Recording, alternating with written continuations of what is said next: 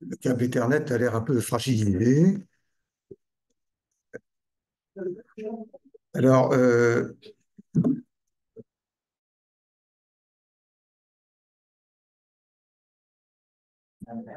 j'ai repris la vidéo de la fin de la vidéo de jeudi dernier.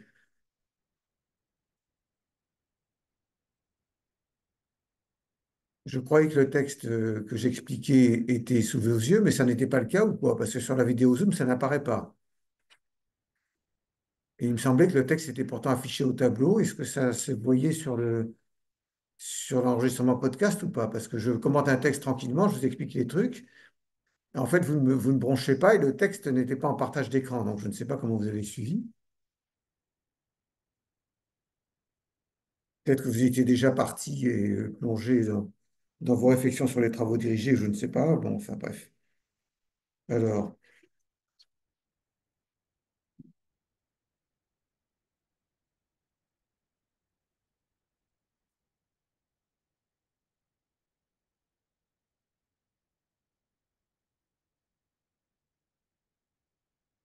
bon, je vais reprendre ce texte tranquillement. Ah, mais oui, mais comment le reprendre maintenant?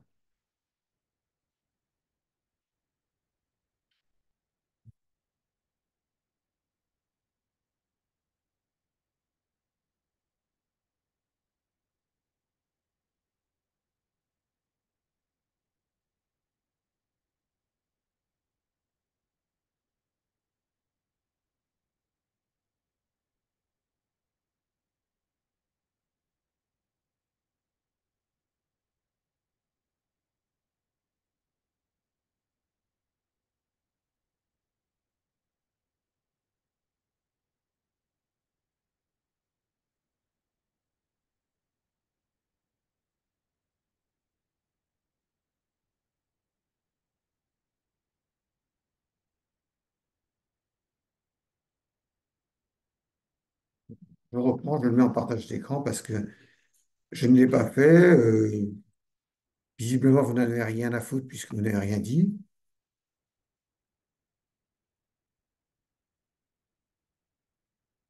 Voilà, c'est le plan, enfin, c'est le cours tel qu'il apparaît sur Agora SAS, mais pour le moment, il n'y a que le début.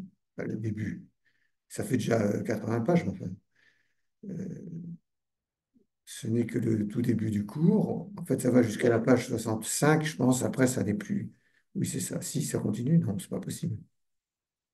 Ça doit envoyer à rien du tout, ça. Si? Ah oui. Bizarre, ça. Je comprends rien. Qu'est-ce que c'est ce truc? Ah oui, parce que ça, c'est mon cours, d'accord? C'est pas celui que j'ai mis en ligne sur Agora, ça. C'est-à-dire que celui-là, c'est mon cours complet, mais que je suis en train de peaufiner pour le mettre en ligne. Ben, c'est pas mon cours complet, c'est une partie de mon cours. Mais pour ce qui vous regarde, vous, pour le moment, on en est arrêté à Héraclite d'Éphèse dans le cours écrit. Et en réalité, je croyais avoir mis en partage. Alors, je vous remontre, puisque je suis en partage d'écran, cette fois-ci, vous voyez. Il suffit de cliquer sur le plan dynamique qui est au début du cours et vous arrivez directement sur la page. Et là, par exemple, je vais à la page 55 qui va me mener au fragment, 58 qui va mener au fragment dont j'avais commencé à parler. J'avais même bien commencé à parler. Euh,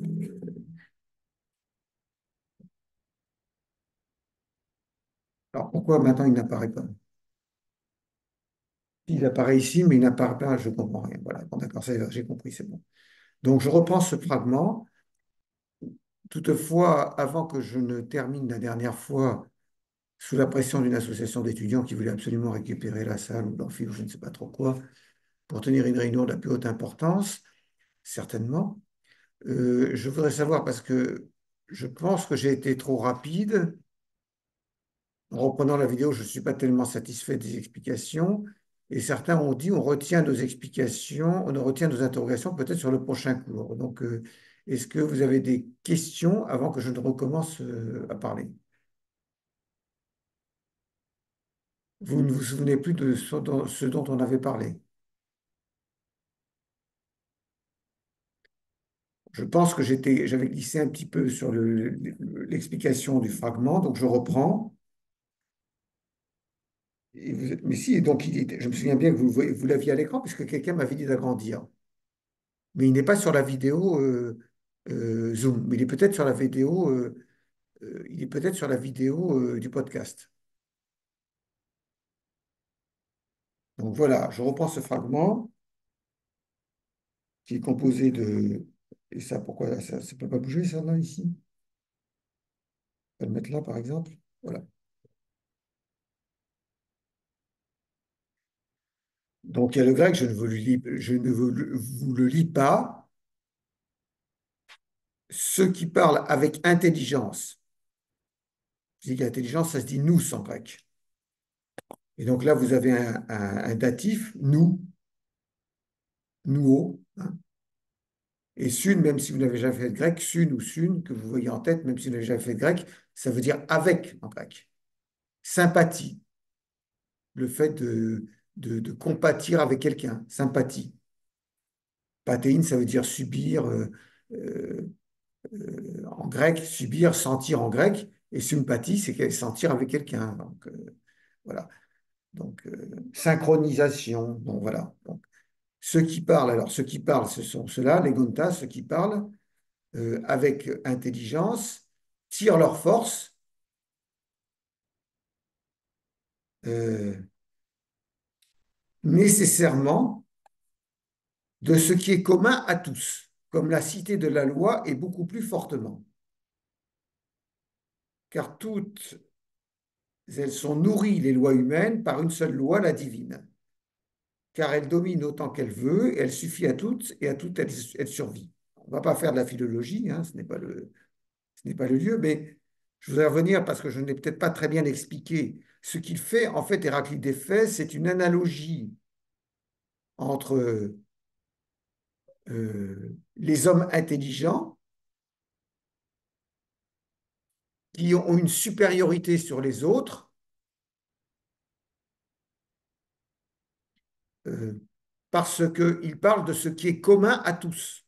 Les hommes intelligents, ils sont à l'écoute du logos, c'est-à-dire le discours, la raison, cette loi universelle qui gouverne le monde, et ça les rend intelligents, contrairement à la foule qui n'écoute pas le logos. La foule, ce sont des enfants, des marmots, comme il dit quelque part. Euh, les hommes ne sont pas comme la plupart des hommes ne sont pas comme les gens intelligents, c'est-à-dire les philosophes, en fait, qui écoutent le discours. Les autres, ils sont, dit Héraclite quelque part, absents, présents, ils sont absents. Présents, ils sont absents, parce qu'ils n'écoutent pas. Voilà. Et donc, Héraclite d'Éphèse fait une analogie entre ceux, les philosophes, qui parlent avec intelligence, parce qu'ils tirent leur force de ce qui est commun à tous, c'est-à-dire la loi, hein, euh, la loi qui gouverne l'univers, le principe unique qui gouverne l'univers, le lit du fleuve, hein. Héraclite fait une analogie entre cela et la cité qui tire sa force de la loi. La cité qui tire sa force de la loi. La cité tire sa force de quelle loi? Attention, pas la loi humaine. En l'occurrence, ce n'est pas la loi humaine dont il est question dans ce fragment. Le DKB 114, ce n'est pas de la loi humaine dont Héraclite parle, parce que sinon il aurait écrit comme les cités de leur loi, au pluriel. Là, il dit comme la cité de la loi, c'est-à-dire qu'en fait, ce qu'il vise, c'est cette fameuse loi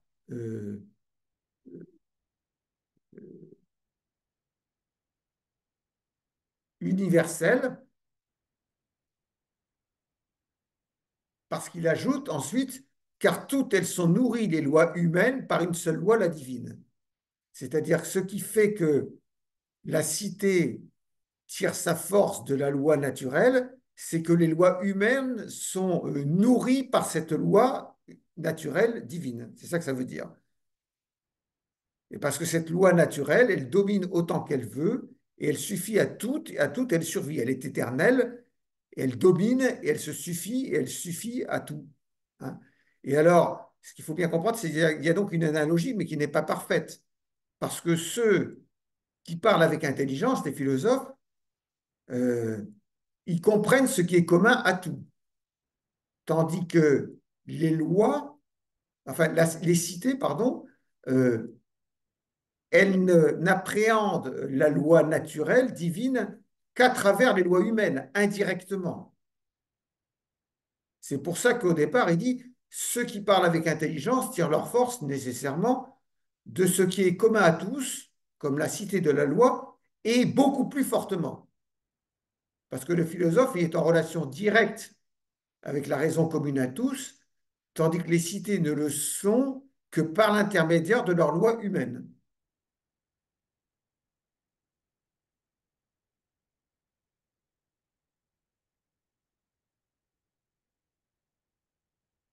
Et il faut bien comprendre que c'est simplement une analogie, parce que le fait pour, euh, pour le philosophe de parler avec intelligence euh, de ce qui est commun à tous, c'est quelque chose de différent de la loi elle-même qui est commune à tous. C'est-à-dire qu'il y a le philosophe, il comprend, en fait, il a fait un effort intellectuel dont la foule est incapable. Hein. Donc il ne faut pas croire que l'intelligence du philosophe se confond avec la loi. Hein. Simplement, l'intelligence du philosophe comprend cette loi universelle. Il la comprend intellectuellement. En fait, le logos, l'intelligence, se situe en dehors du tout, en dehors de cette loi naturelle que le philosophe comprend. Donc c'est une analogie hein, qu'il y a entre l'intelligence du philosophe qui se nourrit de ce qui est commun à tous euh, et la cité qui se nourrit de la loi universelle divine commune à travers ces lois humaines. Maintenant, comme je l'ai dit jeudi, et je reviens là-dessus, mais sans insister à nouveau, ce n'est pas le juste naturalisme tel qu'on a l'habitude de l'entendre, même si Héraclite d'Éphèse peut être considéré comme le premier juste naturaliste, parce qu'ensuite, dans la période postérieure à Héraclite d'Éphèse, réserve faite peut-être des stoïciens, mais dans la période postérieure à Héraclite d'Éphèse et ensuite à l'époque moderne avec l'école du droit de la nature et des gens, la loi naturelle sera considérée comme un modèle sur lequel la loi humaine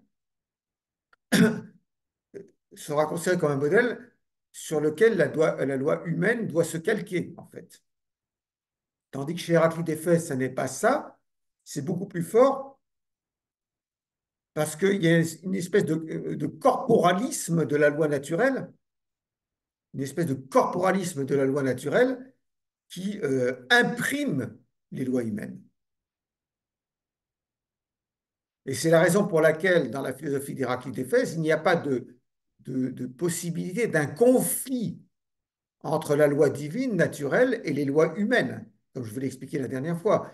Le conflit, c'est celui classique que évoque Antigone dans la pièce de Sophocle, entre les lois divines, éternelles, universelles, et les décrets de la cité qui peuvent le contredire. C'est un conflit entre la loi effective, ce qu'on appelle aujourd'hui le droit positif.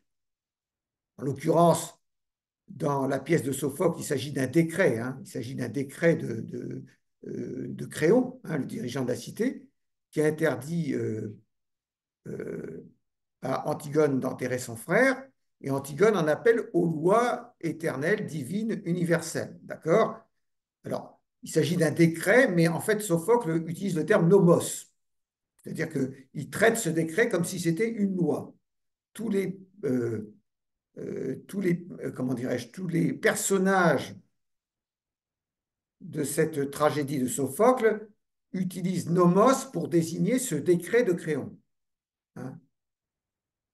Et dans la pièce de Sophocle, il y a donc un conflit entre la règle religieuse et la règle effective. Hein. Et c'est ça qu'évoque la pièce, c'est-à-dire que Antigone oppose euh, à la loi positive, effective, une loi qui l'oblige en conscience, une loi religieuse qui l'oblige en conscience. C'est ça le conflit classique euh, de la pièce de Sophocle, sachant qu'à aucun moment Antigone ne parle de loi naturelle, mais qu'ensuite, un peu plus tard, euh, Aristote, dans la rhétorique, traduira cette opposition dans la pièce de Sophocle entre les lois divines, universelles, éternelles, et les lois contingentes de la cité, traduira ça dans les termes d'une opposition entre une loi naturelle, commune à tous, et les lois de la cité. C'est Aristote qui interprétera ça dans un sens juste naturaliste, alors que dans la pièce de Sophocle, ça avait seulement un sens religieux. Mais à vrai dire, peu importe. Ce qui comptait dans la pièce de Sophocle, c'est qu'il y a une opposition entre la loi qui oblige Antigone en conscience et les décrets de la cité qui la contraignent extérieurement, ou plutôt un décret particulier. Alors que Sophocle qualifie ce décret de loi, c'est assez significatif parce que Sophocle écrit donc au 5e siècle avant Jésus-Christ, et en fait, il est un contemporain des sophistes, et le seul fait qu'il considère un décret arbitraire d'un dirigeant comme une loi montre bien, euh, comment dirais-je, euh, quelque part le discrédit dont la loi sera frappée chez certains penseurs au 5e siècle, parce que le décret, en fait, il a quelque chose d'arbitraire. Il est arbitraire. Donc, appeler ce décret arbitraire une loi, ça veut dire que la loi est arbitraire, en fait. La loi positive, qu'elle est arbitraire. Hein, qu'elle n'a pas d'autre valeur que la volonté de celui qui l'édicte. C'est une thèse, en fait, sophistique, hein, qu'on reverra avec les sophistes. Et ce conflit dans l'Antigone de Sophocle, comme je l'ai expliqué un peu rapidement, il résulte du fait qu'il coïncide avec un glissement sémantique qui se produit avant Sophocle, à l'époque d'Héraclite d'Éphèse, en ce sens que désormais, pour désigner la loi, les Grecs vont utiliser le terme nomos. Et comme je vous l'ai dit, nomos, euh, ça peut dire la loi, mais ça peut vouloir dire aussi la coutume, voire une certaine façon euh, une certaine manière de penser. Hein. Et donc, euh, comme il y a une polysémie du terme nomos, il y a donc un conflit qui risque d'apparaître entre plusieurs types de nomos. Le nomos imposé par une autorité religieuse ou la morale, en l'occurrence dans la pièce de Sophocle, les lois divines, éternelles, universelles, et le nomos qui est la règle effective, qui n'est pas coutumière dans la pièce de Sophocle, mais qui est un décret pris par Créon. C'est ce glissement sémantique du terme qui était auparavant utilisé pour désigner la loi chez les Grecs. On disait thesmos, mais peu importe. Hein. On disait thesmos, ce qui est établi, et on est passé à nomos, qui est un terme qui a plusieurs significations et qui peut signifier aussi bien une loi au sens de quelque chose qui est imposé par une autorité religieuse ou morale qu'une disposition effectivement applicable, comme l'est une coutume, hein, et que même nomos peut vouloir dire une certaine manière de voir. Il y a un verbe en grec qui est dérivé de nomos, qui est le verbe nomizéin, peut-être vous l'ai-je dit la dernière fois. Nomizéin, ça veut dire penser, mais pas au sens de penser comme le penseur de Rodin. Ça veut dire être d'avis que. Nomizéin, ça veut dire être d'avis que. Donc ça sous-entend que le nomos, il est posé par quelqu'un qui est d'un certain avis, qui a imposé sa volonté arbitraire parce que tel est son bon plaisir et sa façon de voir les choses. Mais que si c'était quelqu'un d'autre, le nomos pourrait être autrement. Quoi qu'il en soit, comme on aime bien dire dans les thèses et dans les mémoires de doctorat, expression à éviter, ou en tout cas, il ne faut pas en abuser hein, de quoi qu'il en soit. Hein. Il y a beaucoup de termes dont il ne faut pas abuser. Là, je viens de corriger des copies d'un concours blanc de l'école, le concours blanc d'épreuve de culture générale de l'École nationale de la magistrature. Vous avez des types de langage que vous devez absolument éviter. Hein. J'ai lu, je ne sais pas combien, je ne sais bien pas combien de copies, prisme. Ça commence à me gonfler, les prismes, quoi. Arrêtez avec ce vocabulaire journalistique, évitez ce genre d'expression. Prisme, questionner, laisse tomber, putain, il y a interroger en français, pourquoi vous utilisez questionner? Prisme, questionner, incontournable. Il y a des tics de langage comme ça qui sont, à mon avis, hein, ça dépend qui corrige la copie au concours, mais il faut se méfier, hein, parce que moi, par exemple, je ne suis pas méchant, mais j'aime bien que la langue française soit utilisée à bon escient. Donc, je n'aime pas quand il y a des termes comme ça journalistiques qui sont empruntés en fait au monde du média et que vous utilisez, qui sont creux pour vous faciliter la tâche, alors que ces termes ne signifient rien. Au prisme 2, ça ne veut rien dire du tout, hein. Incontournable, qu'est-ce que j'ai lu encore? Il y a d'autres termes comme ça qui reviennent. Émerger, putain, émerger, je veux dire, c'est pas, on ne parle pas d'un sous-marin, quoi. Le terme émerger. Ou encore pire, encore le terme impact. Alors là, moi, quand je prends le terme impact, je sors mon 22 de rifle, je tire, quoi. C'est un terme balistique, en fait, impact. Impact, c'est ce que vous faites quand vous tirez, vous êtes dans un champ de tir et que vous tirez, quoi. Impact, c'est un canon de tank qui fait un impact. Ça vient de l'anglais, évidemment, mais bon, il faut éviter le terme impact. Ça, vraiment, il faut éviter, hein. Voilà. Donc, méfiez-vous des tics de langage.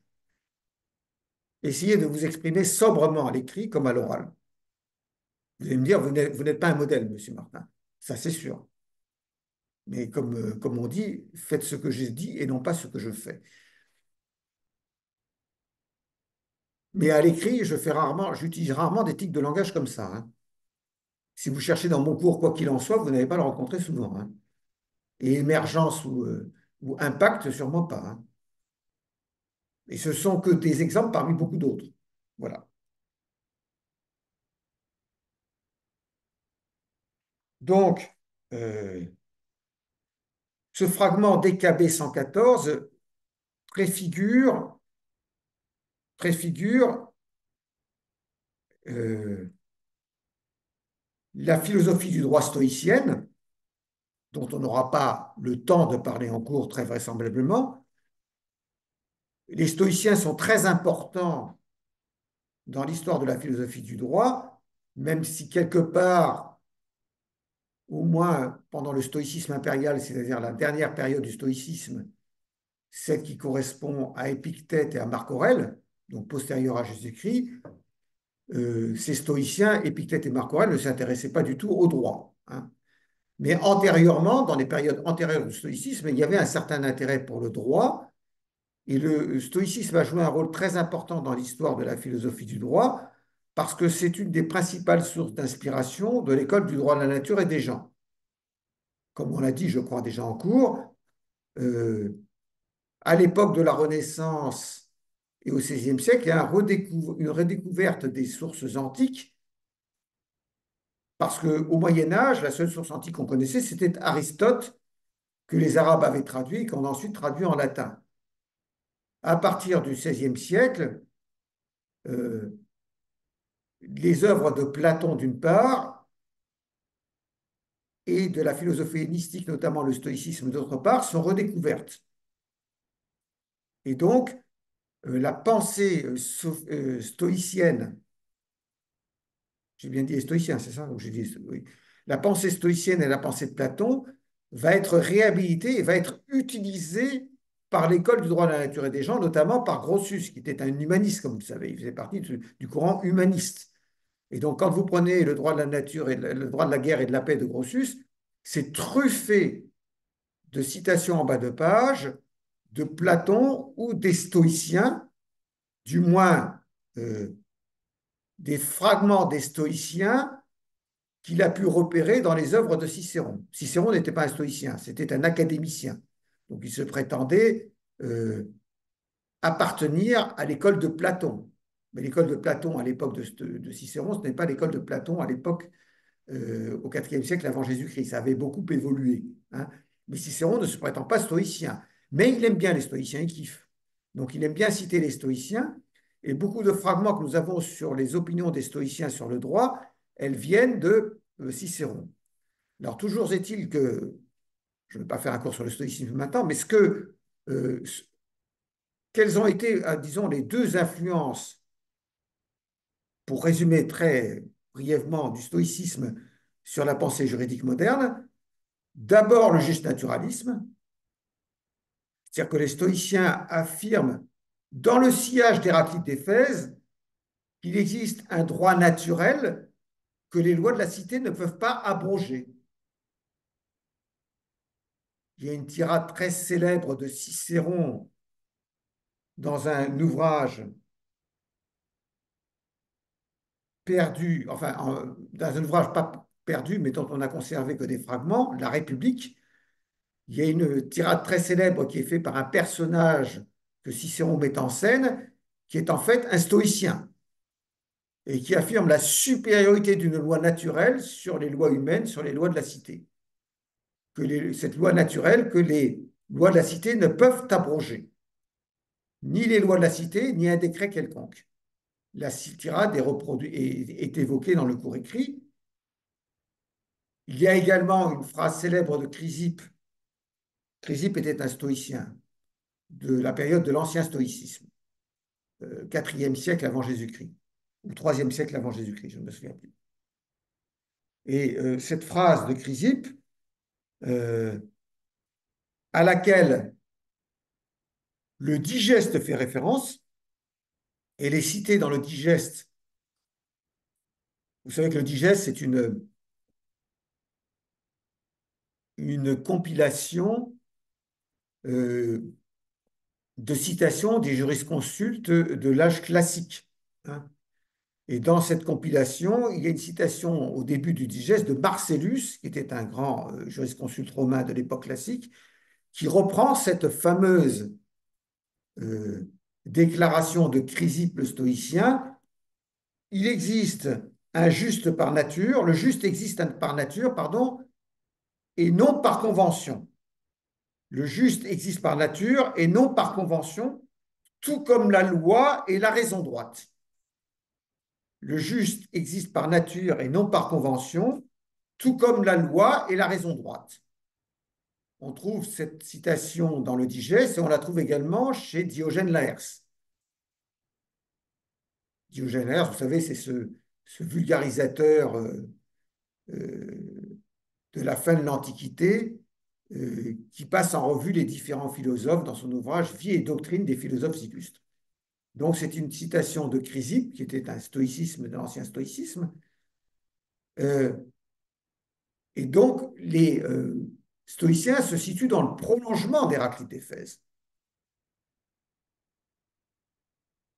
Le deuxième apport d'ailleurs du stoïcisme, je le dis incidemment, effectivement le stoïcisme, c'est une des sources directes à laquelle Grotius empruntera pour former sa théorie du droit naturel au XVIe siècle. Mais la deuxième influence plus pernicieuse ou plus subtile du stoïcisme sur la pensée juridique moderne, c'est paradoxalement, c'est le positivisme. Parce que chez les stoïciens, il y a cette idée que vous devez adhérer au destin, aux événements qui arrivent. La sagesse, ça consiste à ne pas protester contre ce qui vous arrive. Vous commencez à être sage lorsque vous avez compris que vous vivez conformément, qu'il faut vivre conformément à la nature, comme dit un précepte très célèbre des stoïciens. La sagesse consiste à vivre conformément à la nature. Qu'est-ce que ça veut dire vivre conformément à la nature? Précise Diogène Laërce, auquel je faisais allusion tout à l'heure, qui rappelle la pensée des stoïciens. Ça veut dire vivre selon les événements qui se produisent. C'est-à-dire les événements qui se produisent, et la sagesse consiste à se dire que ces événements ne dépendent pas de nous, et que donc il faut y adhérer. Il ne faut pas se résigner, il faut y adhérer, hein, si malheureux puissent être ces événements pour nous. Ils ne peuvent pas nous atteindre dès lors que nous employons notre volonté à y adhérer. C'est le fameux fatalisme stoïcien, mais qui est assez mal désigné, parce qu'il ne s'agit pas d'une résignation, mais d'une adhésion. Comme le disait Épictète, dans une phrase célèbre, que je vous traduis à peu près du grec au français, veuille que les événements,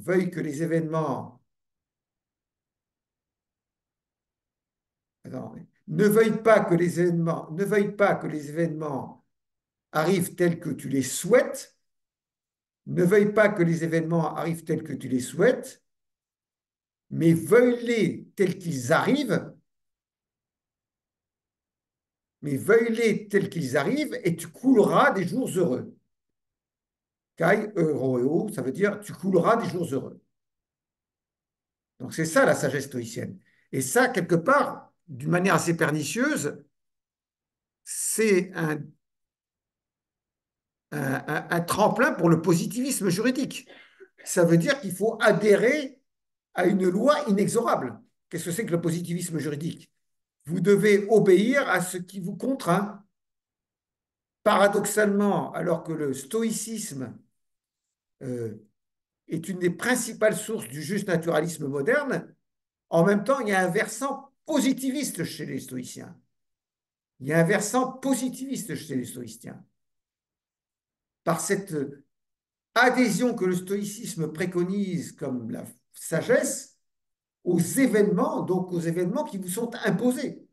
Donc à cette loi de nature qui vous est imposée. Donc il y a une adhésion à la loi parce que de toute façon, on va y être contraint, donc il faut y adhérer. Mais ça, chez les stoïciens, ce n'est pas Héraclite d'Éphèse. Néanmoins, cette idée d'une loi naturelle, les stoïciens l'ont empruntée à Héraclite d'Éphèse, qu'ils considéraient comme un de leurs devanciers, même s'il ne l'était en réalité pas.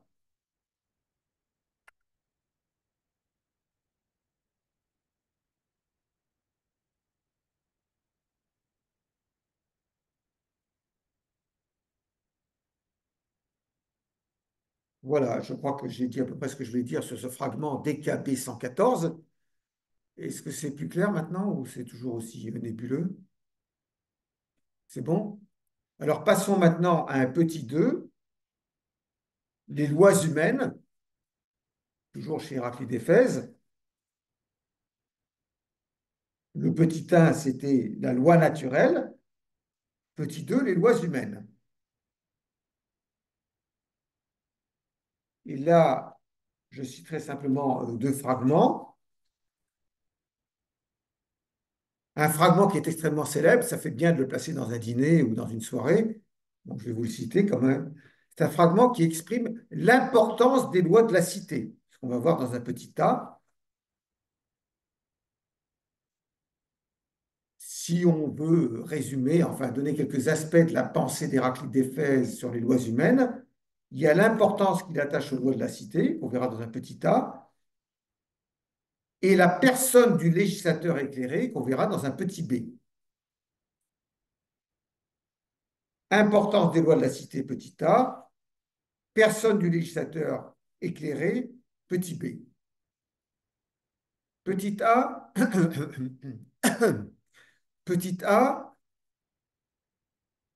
importance,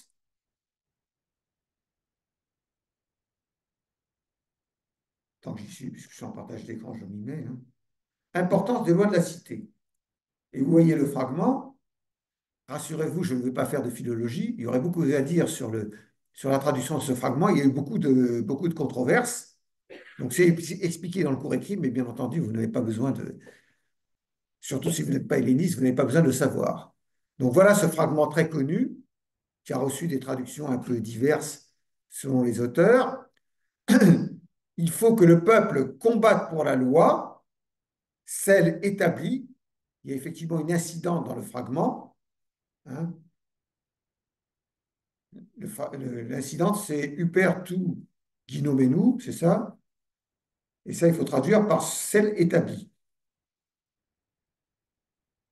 Il faut que le peuple combatte pour la loi, celle établie. Alors, il y a une discussion, évidemment, si c'est une incidente de Héraclite d'Éphèse ou si c'est une interpolation, puisque, évidemment, d'Héraclite d'Éphèse, nous n'avons des fragments qui sont cités par d'autres auteurs. Alors, s'agit-il d'une interpolation tardive où Héraclite d'Éphèse avait effectivement écrit cela? Ben, évidemment, discussion sur la question. Il faut que mais cette incidente, elle a une importance, on va voir pourquoi. Il faut que le peuple combatte pour la loi comme pour les remparts. Bien ça. Si vous avez une épreuve de culture générale et que vous passez le contrôle administratif, vous avez une épreuve de culture générale et que vous avez un sujet qui s'y rattache, évidemment, il ne s'agit pas de citer n'importe quoi, n'importe comment, hein. C'est bien de citer un truc comme ça plaît au correcteur tout de suite. Ça ne veut pas dire qu'il faut citer n'importe quoi, n'importe comment, hein. Moi, j'ai des gens qui citent Aristote dans les copies, dans un sujet qui n'avait rien à voir avec Aristote et qui visiblement n'ont rien compris à Aristote. Donc là, il y a un problème. Donc, il faut citer que si on a compris. Il faut que le peuple combatte pour la loi, c'est établi comme pour les remparts. Alors d'abord, il faut savoir que c'est un fragment qui est un peu dans la, comment dirais-je, dans la- conforme à la philosophie générale d'Héraclite, parce que pour Héraclite, euh, tout se fait par le conflit, la guerre. Il y a des fragments qui le disent très clairement. La guerre est le père de toute chose le roi. La guerre est le père de toute chose le roi. Donc tout est affaire de conflit, de guerre, mais tout ça doit se résoudre dans une harmonie. Il y a un conflit des contraires, je vous en ai déjà parlé, tout ça doit se résoudre dans une harmonie. Donc le conflit, ça n'est pas la violence institutionnalisée. Et alors, ce que le fragment nous dit, c'est que le peuple doit combattre pour la loi, comme pour les remparts. En revanche, le fragment ne nous dit pas de quelle loi il s'agit. Pour quelle loi le peuple doit combattre? Vous venez me dire, comme la loi est au singulier dans le fragment, même si vous n'êtes pas helléniste, vous faites confiance à ma traduction, euh, puisque la loi est au singulier, ça doit être la loi divine naturelle pour laquelle le peuple doit combattre. Mais en réalité, ce n'est certainement pas ça. Ce n'est certainement pas cette loi-là dont il s'agit. D'abord parce que le peuple, il est quand même composé pour l'essentiel des nombreux, les hoi polloi, comme on dit en grec, c'est-à-dire les gens qui n'ont pas l'intelligence de la loi divine naturelle. Ils n'ont pas l'intelligence. C'est le philosophe qui est à l'écoute du logos et qui comprend que tout est un. Mais les hoi polloi, ils sont enfermés dans leur pensée particulière. Ils ne savent pas s'évader de leur pensée particulière. Présents, ils sont absents. Ils sont comme des enfants, des marmots. C'est ce qu'Héraclite d'Éphèse dit, c'est pas moi, hein. Bon. Donc, le peuple ne combat pas pour la loi divine naturelle dont il n'a même pas l'intuition. Donc, il ne peut s'agir que de la loi humaine, d'autant plus que si c'était la loi divine, on ne comprendrait pas l'analogie avec les remparts, puisque le texte nous dit il faut que le peuple combatte pour la loi, c'est établi comme pour les remparts. Donc, s'il y a une analogie entre les remparts et la loi, ça ne peut être que la loi humaine, la loi de la cité. Et c'est justement là que l'incident est important, parce que l'incident dit celle établie. S'agit-il d'une interpolation ou pas, on n'en sait rien, mais effectivement, la loi humaine, elle est posée, elle est établie, hein.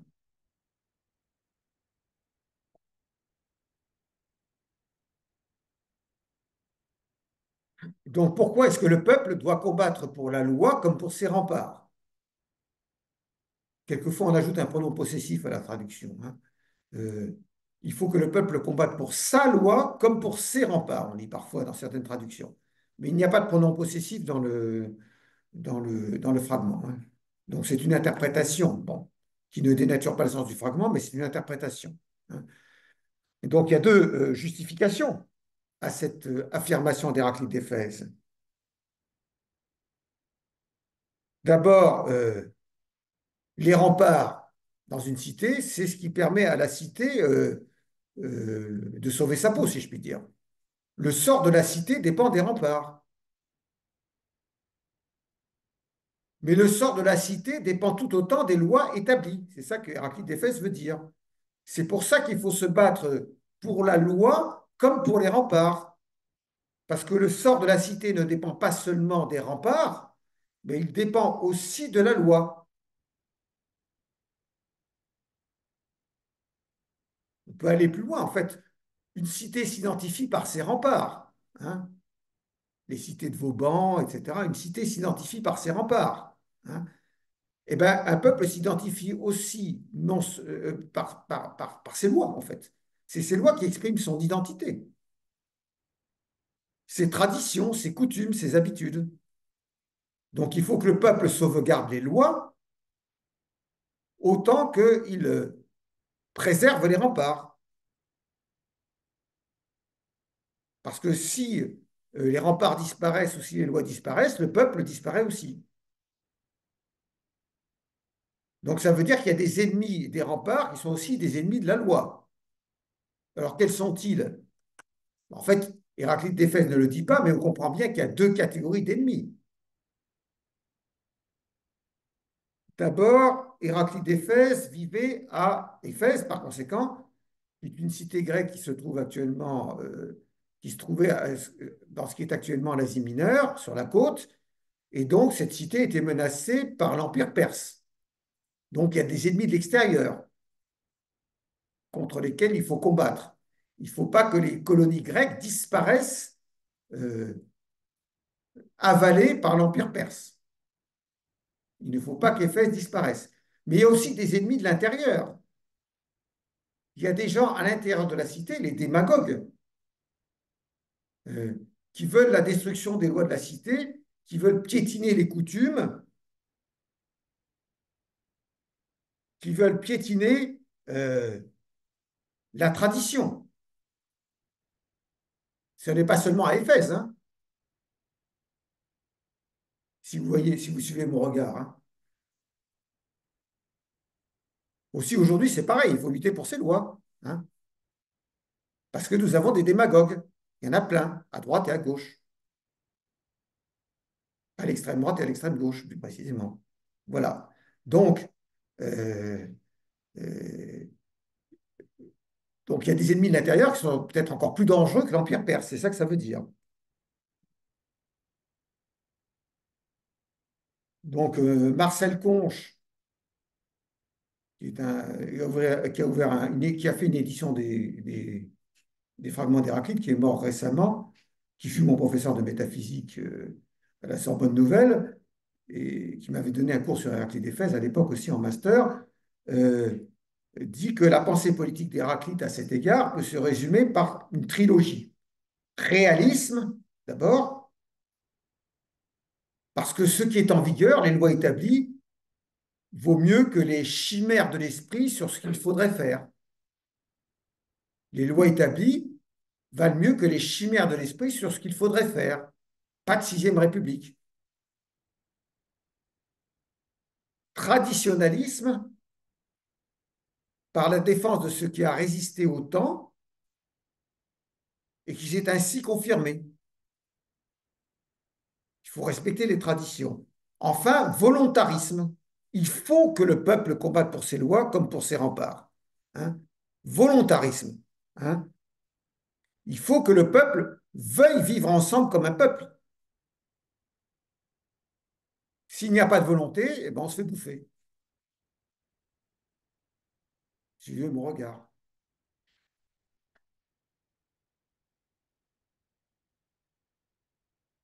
On se fait bouffer par l'Empire perse ou par d'autres empires, hein,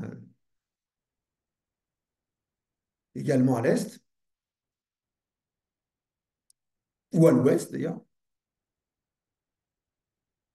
Mais c'est un fragment à double ressort, en fait, si je puis dire. Il y a un double ressort, parce qu'il faut que le peuple combatte pour la loi humaine pour les raisons que je viens d'indiquer. Mais il doit également combattre pour la loi, pour une seconde raison, c'est que la loi humaine s'irrigue à la loi divine. Donc en combattant pour la loi humaine, le peuple combat aussi pour la loi divine, à condition que ce soit une loi naturelle, une loi humaine digne de ce nom, bien entendu. Hein. Je ne sais pas si j'y ai suffisamment insisté, mais la loi humaine qui est nourrie par la loi divine, c'est la loi humaine qui mérite ce qualificatif de loi. C'est une loi qui respecte l'unité des contraires, qui prône, comme la loi divine, l'harmonie des contraires. Ça peut avoir des conséquences politiques très directes, dont peut-être je vous ai parlé. Par exemple, comme il y a des contraires, vous ne pouvez pas avoir dans une cité, une loi qui tienne compte uniquement des hétérosexuels sans tenir compte des homosexuels. Une loi qui tient uniquement compte des Arabes sans tenir compte des Juifs, ou l'inverse, ou des chrétiens. Hein. Une loi qui euh, soutient les riches, mais pas les pauvres. Hein, les riches sont exonérés d'impôts et les pauvres doivent payer des impôts. Évidemment, ils sont beaucoup plus nombreux, donc c'est plus pratique. Mais peut-être que y a si vous voulez, le peuple dans un État aujourd'hui ou dans une cité à l'époque, il est fait de personnes qui sont contraires. Et la loi, elle a pour objectif d'harmoniser ces contraires. Une loi unilatérale qui ne tient pas compte de la diversité du peuple, ce n'est pas véritablement une loi. Elle n'est pas nourrie par la loi divine et on doit lui refuser le qualificatif de loi.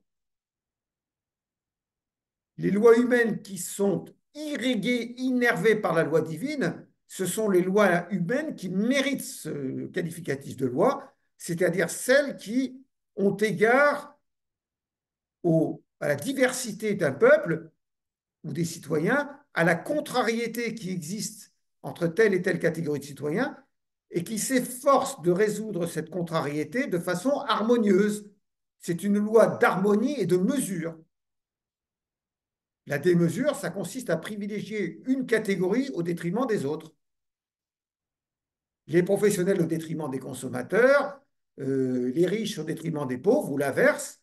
Hein, les propriétaires au détriment des locataires ou les locataires au détriment des propriétaires, il faut trouver un équilibre, une harmonie. En cela, la philosophie d'Héraclite d'Éphèse est beaucoup plus riche d'enseignements que l'école du droit de la nature et des gens avec ses préceptes moraux dont elle voudrait faire des règles de droit. Quand vous lisez Grotius, vous vous dites le mec, il est perché quand même. Mais il s'en fout du droit positif, Grotius.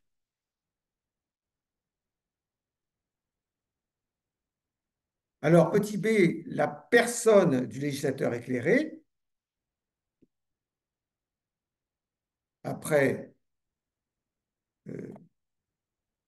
l'importance des lois de la cité, la personne du législateur éclairé, fragment, vous l'avez ici. Bon, alors, je ne passe pas sur les controverses à nouveau qu'il y a eu sur le sens à donner à ce fragment. Hein. Je prends l'interprétation la plus répandue. La loi, c'est aussi d'obéir à la volonté d'un seul. La loi, c'est aussi d'obéir à la volonté d'un seul. Alors, il y a deux interprétations possibles de ce fragment. La loi, c'est aussi d'obéir à la volonté d'un seul.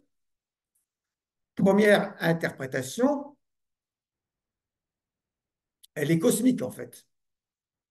La loi dont il s'agit, c'est la loi naturelle, divine, et c'est une loi qui émane d'un seul, c'est-à-dire Zeus. Hein. Comme le dit Héraclite dans un autre fragment, il faut comprendre que tout est un. Tout est un. Il y a une volonté unique à travers toute chose, c'est la qui se confond avec la volonté de Zeus. Il y a une raison unique, pardon, à travers toute chose qui se confond avec la volonté de Zeus. Donc, comme Zeus est unique, la loi, c'est aussi d'obéir à la volonté d'un seul. Mais quand même, dans le fragment, il y a c'est aussi. Donc, il y a peut-être un sens, outre le sens cosmique, un sens politique à ce fragment, c'est-à-dire que dans une cité, euh, la volonté du législateur n'est pas nécessairement la volonté du peuple. C'est-à-dire qu'Héraclite d'Éphèse n'est pas un démocrate. La loi que la volonté du législateur exprime, ce peut être un législateur qui n'est pas le peuple, mais un seul, pas un tyran évidemment, parce que lui, il gouverne sans loi, hein, mais un législateur éclairé. Un législateur éclairé comme Lycurgue à Sparte ou Solon à Athènes. Quelqu'un qui fait des innovations tout en respectant les traditions et un certain équilibre.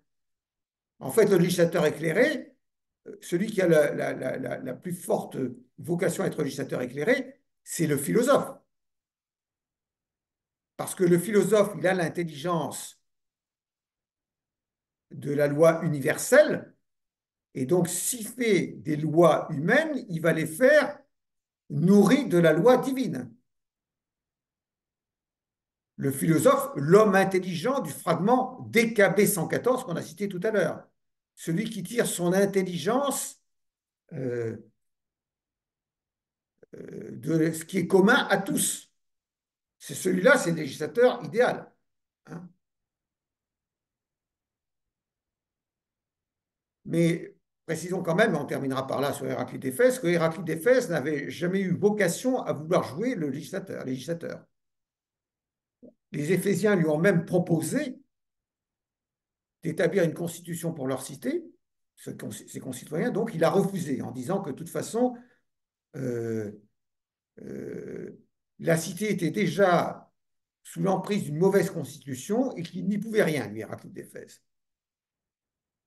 En ce sens, on peut faire une analogie entre la position d'Héraclite d'Éphèse et celle de Platon. Comme on le verra lorsqu'on parlera de Platon, Platon a voulu réaliser sa cité idéale, mais pas à Athènes. Il n'a pas voulu envisager une action politique à Athènes pour établir sa cité idéale, parce qu'il pensait que les choses étaient dans un tel état qu'il n'y parviendrait pas. Et c'est pour ça qu'il a fait 3 voyages en Sicile pour convaincre Denis l'Ancien puis Denis le Jeune, tyran de Sicile, de prendre une législation qui traduise la cité idéale qu'il avait imaginée, ce qui fut un échec finalement. Donc il y a un parallèle à dresser de ce point de vue-là entre Héraclite d'Éphèse et Platon. Si ce n'est que Héraclite d'Éphèse, lui, il n'a même pas cherché à établir ailleurs une cité idéale, hein, puisque c'était un misanthrope et quelqu'un qui vivait retiré. Voilà, je vous remercie de votre patience. Il est 51, on a encore dépassé d'1 minute. On a terminé avec Héraclite d'Éphèse et nous aborderons donc jeudi la sophistique dans une section 2, toujours dans ce chapitre consacré aux présocratiques. C'était à peu près clair, ça va? Ok, donc à jeudi. Merci.